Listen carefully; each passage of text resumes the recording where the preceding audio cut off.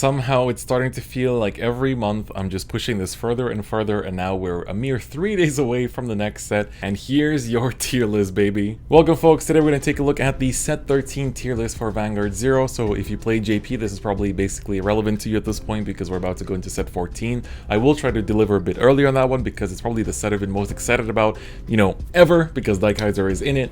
But for those of you in Global that are kind of warming up and waiting for this set to come out, or the set has just come out, this will be perfect for you because we're literally at the end of the month. And sadly enough, there were no actual events, really, no big tournaments that would tell us like, oh, this deck was good, this deck was great. There was a few tournaments that were like gimmicky, I guess, like Cardfight tournament, Bermuda tournament, things like that like surrounded the anniversary, but nothing too big in terms of like overall clan representation, like, outside of, I guess, one qualifying tournament. So this is going to be kind of based off of those as well as just my general ranked experience. But before we get into that, I'd like to thank this month's channel members.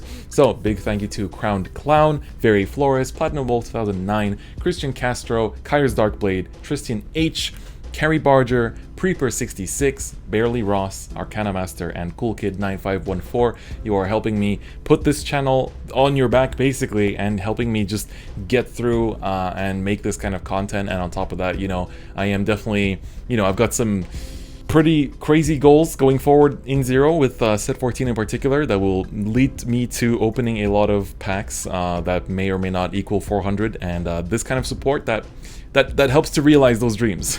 Those 4 SP Daikaisers are not just a dream anymore. But anyway, let's stop wasting time. Let's stop diddly daddling, whatever. Doesn't matter. Let's just get into today's video where we're going to be taking a look at the tier list. Alright, so as you can see, I've basically made a few changes in terms of the kind of decks represented here. So I've taken out a few. I'm basically going to be taking out decks either every set or every other set. The moment that we feel that something in here is just not showing up anymore, isn't really played by anyone, and doesn't really like make any kind of results, and it's not recent enough anymore. So like, some stuff, even if it's not good, if it's recent, then I'm still going to cover it. But it's going to be changes here as usual that I will have to kind of address, I guess, every single time. Alright, and as always, before we actually get into the, my tier list itself, let's take a look at what the other Japanese websites are saying about this meta. So, from the new decks, let's just take a look at where the new decks are looking. So, tier 2, we have Reiji. As I said before, it's definitely looking pretty high up there. Silverthorns as well, that's also good to see.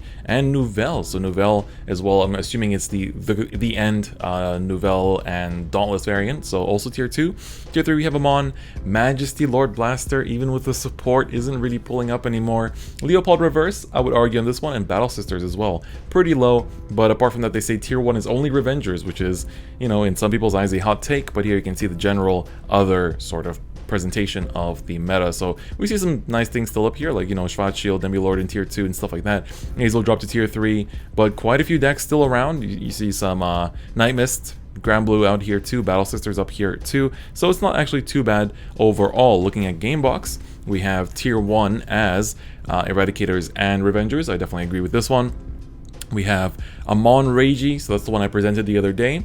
Silverthorns, Nouvelle with Dauntless, Majesty, Exculpate Nouvelle, not Nouvelle, Exculpate Majesty Lord Blaster, pretty high up as well. Nebula Lore pretty high up as well. Salome and Maelstrom all in tier 2. So this is for ranked. And now for tournaments, same tier 1.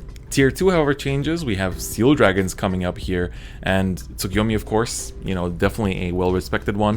And then we have other lists like Dungaree, Vermilion, PBO that are completely like just not even there for the like ranked ranked ladder tier list, which is kind of what I'm looking at a bit more rather than just tournaments. So let's get into mine. All right, so looking at it, Battle Sisters I think are like a high tier 3, low tier 2. The 9 stand variant feels pretty good, and we have one of our Discord members, Matt, actually he's doing really well in ranked and also did well in tournaments, and one of the decks he pilots is Battle Sisters. So I feel like with the new support and the new Fromage buffs, the deck actually gets pushed a fair bit.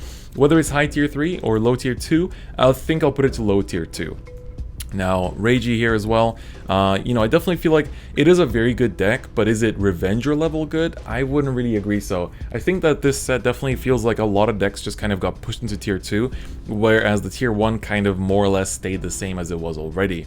Grand Blue, I think, kind of also is in this spot. Grand Blue isn't really played much at all, but the general consensus is that the deck is actually pretty decent because it can superior call during the battle phase, it can superior call from your drop zone all the time, you're always making resources, and the deck doesn't really struggle too much. But I guess in the more like, if it ends up in a Link Joker matchup, it's kind of screwed, you know, like quite a few decks are. So I think in that sense, it definitely kind of feels like it's somewhere around here as well in the tier 2 area. So we're going to put it something like this.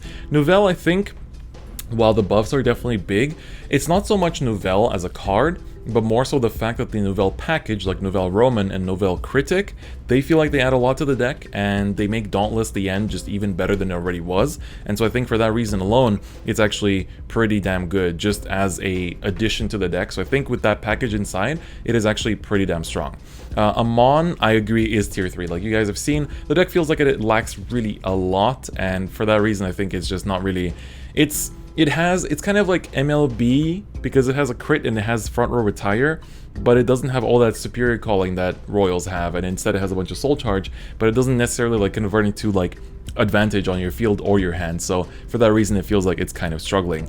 I'm very tempted to put this in tier 1 because it is one of my favorite decks, but I think it's somewhere around here. If we're gonna put, like, I think tier 1, the honest tier 1, in my opinion, is actually Revengers, Narukami, and Kagero right now, but this makes the tier 2 incredibly populated, and that's why like you see some decks like this drop into tier 3, even though in a more like in a meta where you consider more decks tier 1, then it kind of like disperses the other ones throughout tier 2 and 3 a bit more. So that's why I think like rating everything by like tier 1, 2, 3 is starting to get a little bit complicated as well, and I think I might actually rework how I put them. So instead of putting 1, 2, 3, I might just do like best decks, and then, you know, like great decks, like great for like rank play, great for tournaments, and then viable decks that you need to like be a master of to actually be able to take. And then we'll put something like this other, where it's just actually stuff that even if you put in a lot of effort, it won't be really worth it.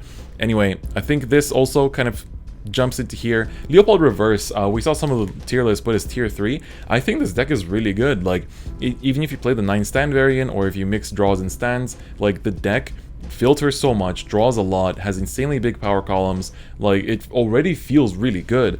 And you know, I think the same can be said about Polaris as well. Like both of the Great Nature decks, like they really got a big push out of Chat Noir, and I think for that reason alone, like they're really, really nice, and I think that Great Nature is definitely a threat from this set just going forward.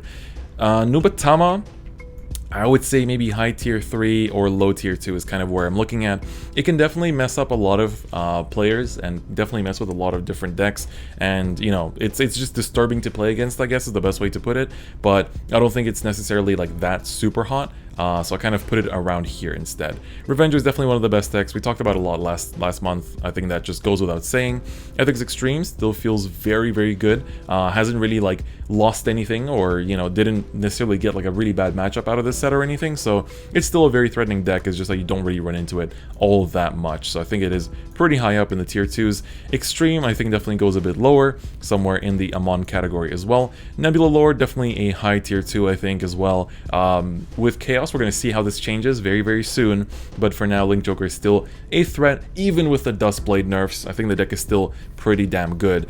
This also encompasses Schwarzschild, so I kind of put the two together. I think that both Schwarzschild and Nebula are sort of in the same spot right now, so I don't have them as separate decks here. Seal Dragons, I think, are still very good, depending on if you're playing in tournaments or if you're playing for ranked. I think Seal Dragons are still very, very potent, and, you know, good retire, you know, paired up with restands and all that kind of stuff is just all that you really need, right? So then Yatagarasu kind of goes into this sort of pile as well. The lower side of tier 2, I guess, is how I'm putting it.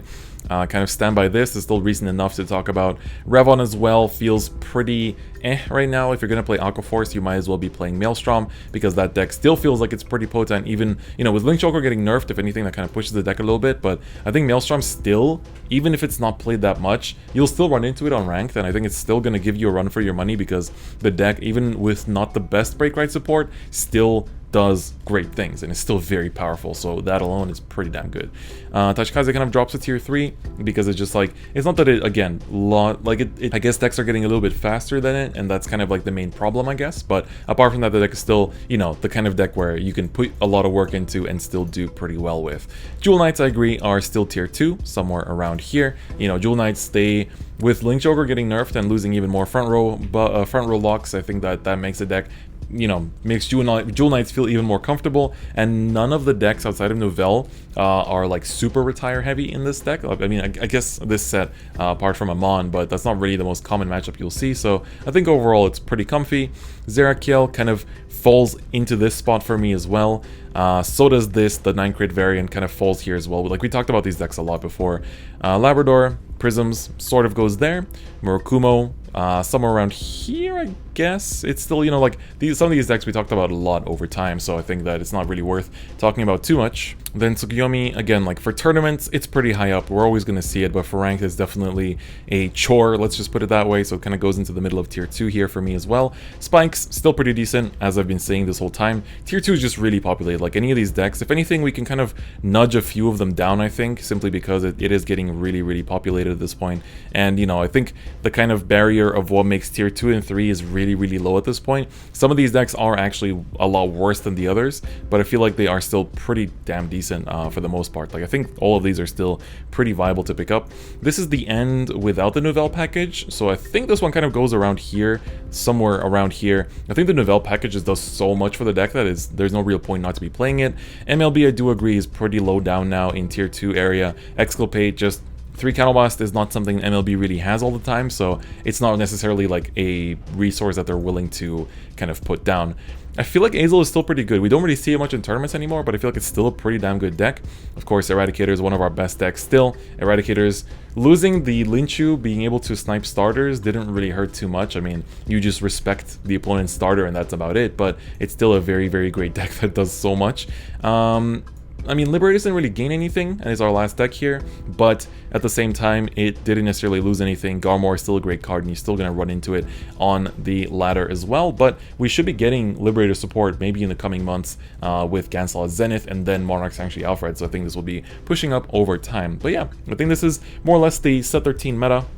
I think that you could argue that quite a few of these tier 2s could be either in tier 1 or like tier 1.5 if you will, or tier 3, and that's kind of why I don't like separating them in tier 1, 2, 3 anymore, because I feel like it's just better to kind of put them under brackets of like best decks or like very viable decks and things like that, because I think that that is more representative of what they actually are, and that makes it a bit more clear to separate them as well. So I think going from next time, we're probably going to be rephrasing things a little bit to make it a bit better, and you know, you got to improve as you go, and I think that's what makes things a bit better too, you know, for the viewing experience as well. But I guess that's going to be it for this tier list. I mean, set 14 is going to change a lot of things. We don't even know all the cards yet, and you know, it's going to be interesting to see like whether Blouse will be coming back big time. You know, D-Robo's DP is missing from this entirely.